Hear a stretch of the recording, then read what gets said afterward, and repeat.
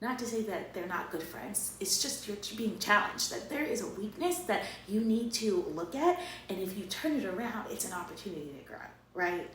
I used to be, no, she's this and that, and or no, it's not me. No, it's you, and it's okay. But instead of being so defensive, ask yourself, why am I so defensive?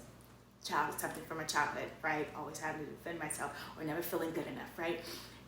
Okay, getting to the root of that, forgiving. I wrote a letter, forgiving. I released it. I was done with it, and I learned how to see myself the way God sees me and affirm myself the right way. And I learned what true love was. And now I don't look at myself that way anymore.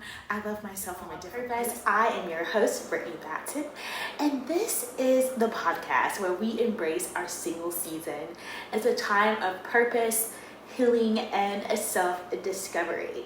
So many times we try to wish our single season away, hop into relationships really quick, and I just really believe that being single is crucial.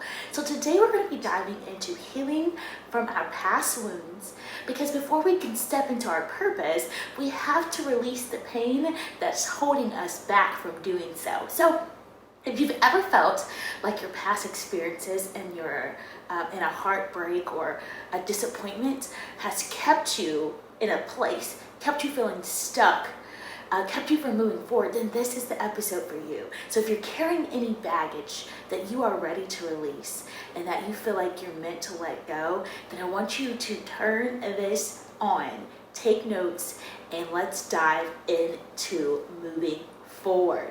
Okay, so the very first thing I had to learn was that we're all wounded. No one's perfect. We're all broken. We all have issues. To me, we all have weaknesses. That's the way that I see it. And it's so important to acknowledge that and to humble yourself to know that you're not perfect. And when you're able to do that, you are able to see more clearly what it is that you can work on and make better. So I think that from past experiences, from relationships, from choices that we've made, we've all been wounded, right? And we have to remember that it takes time to heal those wounds. It takes healing strategies to heal those wounds. And it's so important to understand that if we don't, those patterns and those wounds will keep coming back up in all of our relationships. And that is where sometimes we will feel stuck. Healing starts when you name the pain, when you allow yourself to say, hey, this hurt me, this affected me, but this will not define me. It's taking the power back. I think so many people sometimes, and myself, have been hurt and wounded and stuck in that hurt and that pain and reliving that pain over and over again because we don't know how to move forward. We've tried this, we've tried that, or maybe we haven't tried anything because we're not ready to let go and move on. But when we do, we allow ourselves to walk in freedom. And we can have heartbreak and trauma from friendship betrayals, from childhood wounds, from current relationships, past relationships, from all kinds of things that we experience in our life. But when we refuse to let it go and we refuse to face it, we're choosing to give that thing the power. But I want to encourage you to take the power back. And I want to encourage you to take the power back by choosing something that I find so difficult sometimes, and that's forgiveness. Now, forgiveness is a tough one, and we talked about that in the previous episode, and it was really hard for me, and I still struggle with it sometimes. But when I realize that I hold on to bitterness, I'm really keeping myself tied in the pain, and I'm reliving it over and over again. And I know we've all heard it's like drinking the poison yourself, hoping somebody else will feel it. Or will, it's not realistic. Forgiveness doesn't mean that you forget what they did or you're saying that it's okay. It doesn't mean any of those things. It's not even saying, hey, come back into my life. I want you back into my life. Absolutely not. What it's saying is that, hey, I'm going to take the power back. I'm going to reframe the situation. I'm going to acknowledge it. And I'm going to forgive you. Because when I forgive you, it's going to release me. And when I'm released, I'm able to walk more freely into who I truly am, my authentic self, and my purpose. So if it's an ex, if it's an ex-best friend, whatever it is, we have to realize, although sometimes it may be hard to forgive them, we have to push forward and get past that thought, that hurt, and to truly get to the other side. And one way that I am able to do this better is that I humble my heart, I humble myself and realize you need forgiveness. You need people to forgive you every single day. And if nothing else, you need God to forgive you. You are not perfect.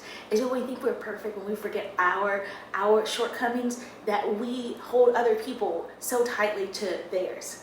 Now, healing is not a one-time event. It's a journey, and it takes time. And it's one of the most powerful ways to really pour into yourself. I believe that being single, I have been able to pour into myself by acknowledging my pain, taking steps to learn how to heal, creating boundaries, so that I can heal and protect my peace and stay out of those toxic relationships or conversations, or release myself from the things that try to pull me back to who I used to be, right?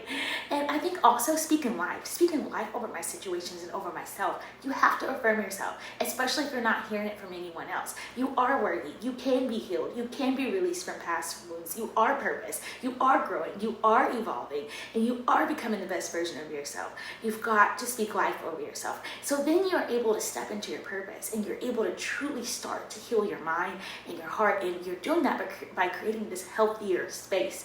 And you're going to start attracting better opportunities, better people, and you're going to start to align yourself with stronger people, a stronger community, and stronger opportunities to walk in your purpose. Now, something super important that I have done throughout this process, and I will continue to do, because we're all going to continue to get hurt, and we all will hurt others as well, and we're going to want them to forgive us, is a journal. And I journal what I can't express. I journal when I don't know quite what when I don't know how to say quite what I'm feeling, when I don't have someone around to listen to me. I journal it. I write it down. I've actually, even this one was a powerful one. I wrote a letter to the person that I needed to forgive. Now, whether you choose to give them that letter, whether you choose to burn that letter, rip it up, or ball it and throw it in the trash, it gives so much opportunity for forgiveness. When you write something down, you acknowledge it, and you throw it away, you move on, you give it to them, you burn it up, you are releasing it, and you are saying, hey, this is no longer going to define me. This is no longer going to be on the forefront of my mind, a priority for me to think about every day, because I know you're not even thinking about me. I'm going to release this. Now, it's so important to release whatever it is that you have and that you're holding on to that's keeping you back. But it's also, remember, it's also important to remind yourself that you're worthy, that you're loved, that you're amazing, that you're great, that I need to set boundaries, that I need to do better for myself. Because if I really love myself, I will not put myself in that situation again, right? If I really love myself, I will not be a part of toxic conversations and relationships, right, that tear people down. If I really love myself, then I'm going to walk and act accordingly. Now, let's talk about that. Now, love can mean so many different things to so many different people. And I learned that because I realized I was talking to someone, I was like, no, this is what love is. And she was saying, no, this is what love is. And I realized, wait, let me go in the dictionary, let me get on Google. Google knows it all, right? And I was like, it's kind of like what we're both saying. But I realized, wait, she has a definition of love, I have a definition of love, and so does everybody else in here. And with that acknowledgement, with that, I knew, wait, we all come from our own type of love. We all have our own perspective of love, right? And a lot of us, we have our perspective of love from childhood, how we were loved as a child. Whether that was someone yelling at you, whether that was someone always showing up for you, whether that was someone doing everything for you, whether that was someone encouraging and empowering you to make decisions on your own. We all were shown love differently. And I truly believe that the way that I was shown love is the way that I kind of warped my definition of love. And I had to take a step back and realize, wait, what is love? What is love as a friend? What is love as a sister? What is love as a daughter? What is love as a significant other? They're all different. They're all different roles. And to me, different types of ways to express love, in my opinion. The way I love my best friend, I'm not necessarily going to love my significant other or my sister or my mom in that exact same way. And that's when you have to start to get down into something that's so important, life-changing, the 5 love languages. Yes, the 5 love languages will change your entire life, let me tell you. Because what I realized was I was loving people based off the way I was loved. It wasn't even me even thinking, what is love, Brittany? Like, what do you think love is? I also realized I was loving other people from that place, but I was also loving people the way I wanted to be loved. And the 5 love languages opened my eyes. I listened to a pastor and he really opened my eyes to realizing, wait, we're all looking at love differently. We all receive love differently. It does not mean that people don't know you love them. It basically means that when you show love in a certain way, people can receive it better. So the 5 love languages, if you haven't heard about them, are acts of service, quality time, gifts, physical touch, and well, I should know these. Let me go through that again. Okay, so quality time, words of affirmation. Words of affirmation. Okay, there they are. Let me say them again. Quality time, words of affirmation, gifts, physical touch, and acts of service. These are the 5 love languages. And you can actually go online and take this test and learn this about yourself because it's so good. But let me tell you, not just that, you will learn that the way you love your significant other, the way you want to receive love, is not necessarily the same in your friendships. Completely different for me. Completely different love languages in both of those situations and relationships. And that was so important for me to learn and understand. And this goes back to what I'm saying. It's about educating yourself. It's about learning about yourself, spending time with yourself. This is why being single is so important. This is why having community and friendship is so important, because it can help and push you in those directions and those places that challenge you.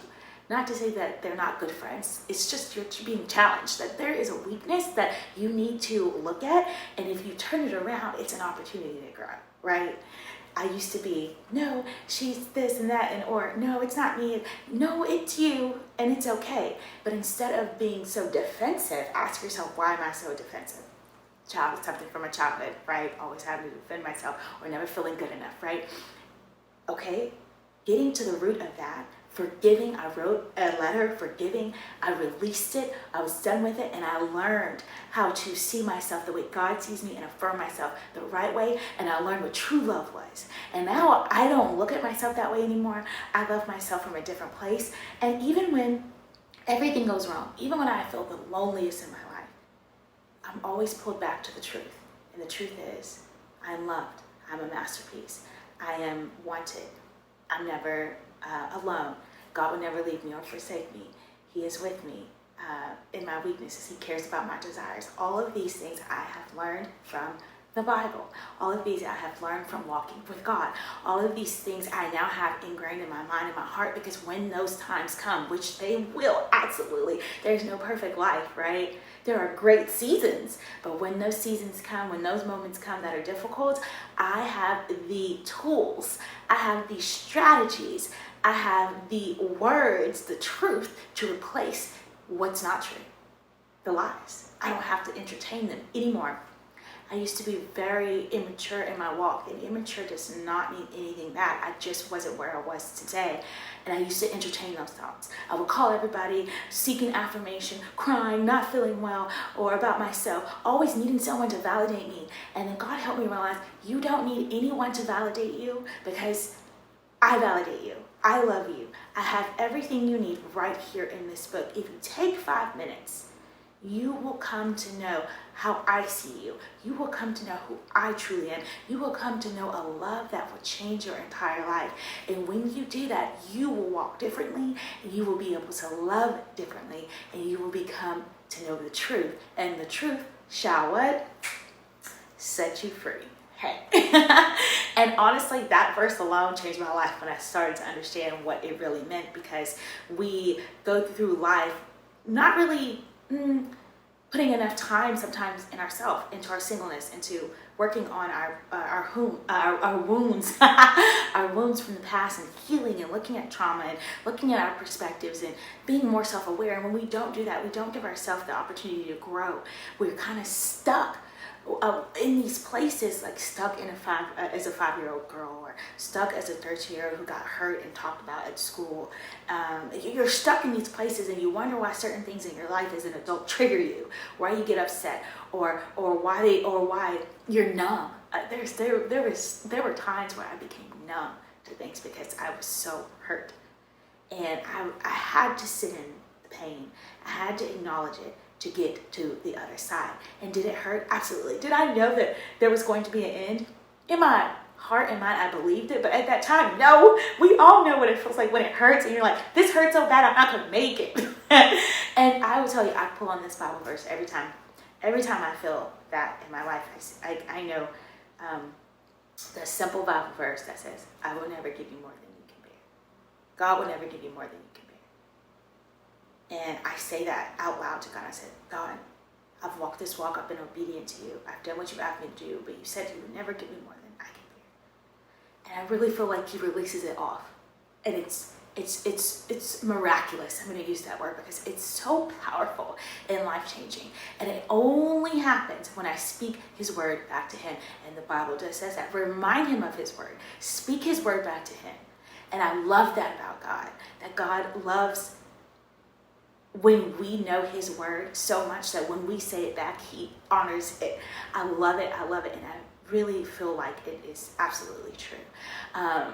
And as you learn more about God and who God is, and you affirm yourself, and you start walking in the truth, you start walking different, your crowd changes, the people you used to date change, the way you see yourself changes, the way you treat people changes, you start to learn, wait, I'm made for more than what I used to do. I don't want to go to those places anymore. I don't want to do those things anymore.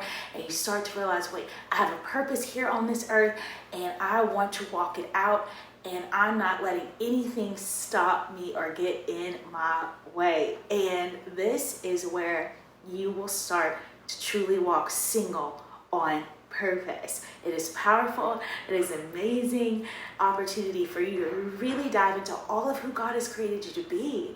And I feel that is a life worth living. Yes, have fun. Get to know yourself. What makes you smile? Always. What makes you not smile? What do you not enjoy? What's your favorite food? Where do you love to travel? Absolutely. I'm for that all day, every day. Absolutely. But I also know that there's certain things that I just don't entertain anymore, because I look at it as simple as this. It's not worth what I've been through. It's not worth the relationship that I have with God. It's not worth where I'm going, because I've taken time with myself to see. I've taken time with myself to understand, to acknowledge. I've taken time with myself to learn from my past. I've taken time with myself to forgive myself for certain choices and situations and the way I may have treated other people. But I've also acknowledged, hey, I'm not going back there if I can help it. I may be tempted, but that is where I have to realize, wait, is this really worth it? Take a second. You don't always have to jump into something so quickly. You don't have to jump into a relationship that quick. Think, is this worth it? Is this going to help me with any of the things that I just said? Is it going to take me back to who I used to be? Or is it going to propel me forward to who I want to be? And it just has to get that clean cut, simple. Now, was it in the beginning? Absolutely not. No. I actually felt like, oh, I can do everything and anything, but whatever. But you start to realize, wait, this relationship that I have with God, this ongoing, consistent love that I have for him, and that he pours into me because he deems me worthy when no one else does, I am so fueled by, and I honor so much that I want to become the woman he's created me to be. And if being in certain relationships or being in certain environments does not fuel that, I'm good. I'm good. I don't want to do it. I don't want to do it anymore. Why? It's just not worth what I have. You have to just come down to a very logical decision. It's just not worth what I already have. It's just not worth going back to what I've already came through. I mean, some things we come through are so hard, you really don't think you're going to make it. I'm not going to go back and do what I used to do to go through that again, right? Lesson learned. I took that opportunity, learned what God needed me to learn, and I'm moving forward, right? And I know sometimes that gets tough because you want to be loved. You want to be affirmed by someone. You want to hear it. You want to feel it. And it gets so hard because there's an amount of discipline that you have to have in order to move forward. I get it sometimes. It is so hard because it's easy to call a friend. It's easy to call an ex. It's easy to stay in this relationship because at least I have something. But this is where you have to come to know I have the power to do it for me. I have the power to do it for myself when I don't have anyone else to. And if and when there comes a time where I need to walk away from a relationship, I'm not going to be so dependent on it where I stay because I don't have the power. I don't have the belief and the confidence in myself to stand up for myself, to set boundaries, to affirm myself, to do the work for me. And if I'm not willing to affirm myself, stand up for myself, and set boundaries, and do the work for myself, I have to question, do I even love myself? Do I love myself? Or maybe the love I have for myself is not the love that I need to have for myself. It's not where it should be, or it's maybe an inaccurate reflection of what I think love is. Once again, so what do you think love is? Where did you learn that from? Do you feel like you need to go back and reevaluate what you think love is? How you express love? How you receive love? And I encourage you to take the 5 love language tests. Because which one of those 5 are your top 2? They give you all of them they give all of them. There's a number next to each one, and you have 2 that are the highest. Which one's the highest? Now go back to take the one for in a relationship. What are your love languages in a relationship? It doesn't stop there. Yes, there's more. There's more. It gets better. How have you been giving love to people? Is it those 2 areas that you receive love? Then I have a question. Pay attention to the people that matter in your life. How do they receive love? Encourage them to take the test. Encourage them to acknowledge how they want to be loved, because sometimes you are on different pages just because you don't know. But when you acknowledge, hey, I love when you spend time with me instead of just giving me a gift. Or, hey, I love when you actually put a little bit of thought into whatever you're doing and you help me with something around the house. It means the world to me. Acts of service, right? I love when you tell me I look beautiful. Words of affirmation. How do you receive love? Game changer. Game changer in your relationships, game changer in your life. It is a game changer in the way you love people and you see people. It really helps me pay attention and see people. Oh, she loves gifts. So when her birthday comes around, I'm gonna make sure to get her something nice. Because sometimes we think people receive love the way we do only. That's not true. Take a step outside of yourself and look and see how other people are loved, and try your best to think about them as well. It's not just always about us, right? Growth does not happen when we always think about ourselves. Growth truly happens when we humble ourselves enough to be able to not only see ourselves, but to be able to step into the shoes of someone else. I truly encourage you to take those tests. I truly encourage you to journal where you feel hurt and where you feel wounded and stuck, and really get down to the root of that. Really get down to the root of that. I will tell you, this was crazy. I was in church, okay? It was praise and worship, and all of a sudden, this memory of when I was maybe 7, 8 years old came up of my dad. I bawled, crying, and could not stop, and was so much in shock. I left service, and I went home in my room and I said, God, why? Why did you bring that up? I'm 20 something. That's over. I was 7 years old. It's over. I'm not dealing with that anymore. And he helped me realize you're not healed. You're not over it. You're still hurting when your dad didn't show up. It made you feel rejected. It made you feel not good enough. You wondered why he did not come. Why he said he was going to do something and he did not do it.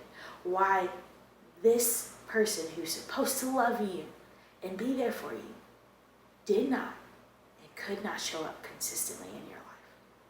Powerful. It even makes me emotional thinking about it now. And not emotional as in a way I haven't forgiven him. Yes, I have. I've done the work. It will always touch my heart because God came for me. He came for me. And he will come for you too if you do the work. If you invite him into your life and say, hey, God, come into my life. Where am I hurting? Teach me what love is. Where did I get the definition of love? Is this love? This is a weakness of mine. Help me. I promise you, you will start to, your heart will start to melt, and you will start to see God as more than just God. You will start to see him as your friend. You will start to see him as your advocate. You will start to see him in ways that you just couldn't even imagine. I will tell you that has happened for me, to me, and still does to this day. My relationship with God continuously grows.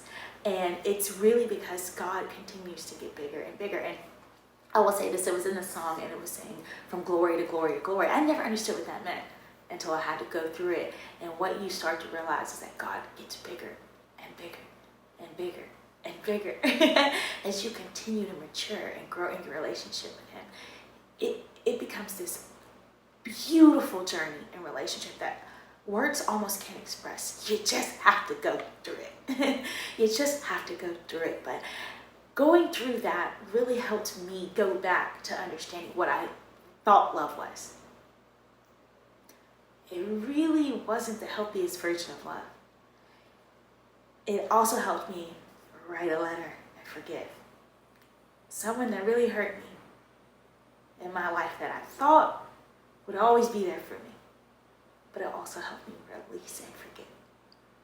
It helped me go and seek God in a different way, to seek God in the gap. God, I don't have an earthly father that's there for me to tell me that they love me and that I'm amazing, and to protect me, to help me with my car, to help me move, and to do. These are things that I have to take on, do for myself. This is hard. I don't understand some things. There's certain relationships that I have entertained because I didn't know my value and my worth, because I didn't really have someone in my life to tell me, you're more than that. I didn't really have someone in my life to love me from a place, you're more than that. And I submitted that weakness to God. I said, God, teach me, show me the love that I don't have. And God showed me the love of a father. He showed me the love of a friend. He showed me the love that I was missing, the love that I needed, that I didn't have to love from this place anymore. I didn't have to love from a place of hurt. I didn't have to love from a place of pain and trauma at 5, 13, 12, 15 years old anymore. That I could love from a place of health. That I could love from a place of maturity. That I could love from a place of humility, of understanding that, hey, it's not always about me. Let me understand how God loves me so that I can learn, oh my goodness, he loves people. He loves people. Let me learn how to love people the way that God loves me, the way that God loved people, so that I can go out here and live a life rooted in love. When your life is rooted in love, it's different.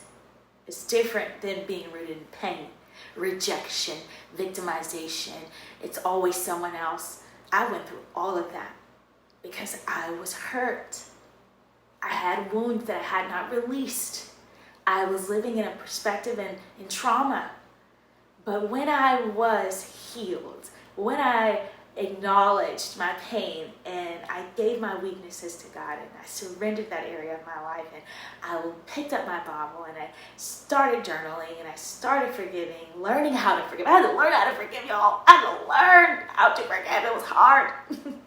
Right? Because you're like, no, they did this to me, so No. God is clear. Vengeance is mine. You don't need to worry about getting someone back. Worry about forgiving them, and it's so much more powerful, and it's so much harder. It's easier to hold them to everything. It's harder to let them go.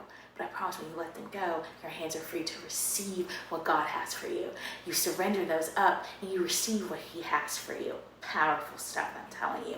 Now, if you're thinking, I don't have a hard time forgiving, I'm able to move on pretty well, that's fantastic. Keep doing it. Keep doing that. That is awesome. Keep living a life of forgiveness and rooted in love. That is powerful and an amazing gift that you have. Thank God for that. Be humble about that. Walk in humility and thank God daily for that, because it's not easy for everyone, right? So many of us live in defense and we're offended a lot, and we just live in pain and wounds from when we were younger, right? And we have to do the healing to walk in a more healthier version of who we are. And I believe when we do that, we are truly authentically who God created us to be. And it's beautiful, and it's magnificent, and it's amazing. And we give ourselves the opportunity to see all of who we could be, all of who God created us to be, and to walk in a life that's more freeing, and to walk in a life that's more forgiving, and to walk in a life that is more intentional, so that we can truly live single on purpose. I hope this episode was inspiring and helpful for you. I am so excited to be back on with you all as always, and can't wait for our next episode. See you next time.